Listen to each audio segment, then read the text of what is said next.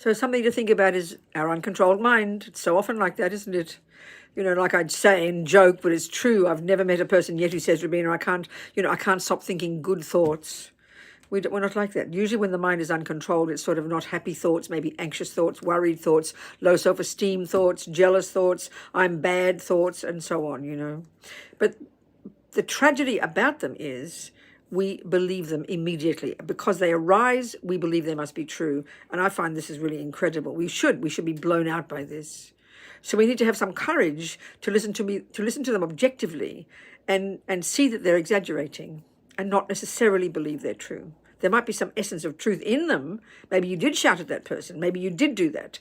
But don't, the negative thoughts that are arising, they exaggerate. They embellish.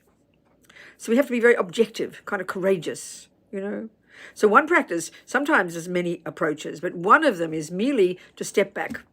Sit down for a couple of minutes and just observe the thoughts. Don't have any opinion about them. Don't believe them. Don't have a conversation with them. Simply listen to them and let them come and let them go. It's kind of powerful, and don't be afraid of them. But the key one is, just because the thought arises doesn't mean it's true. This is pretty incredible.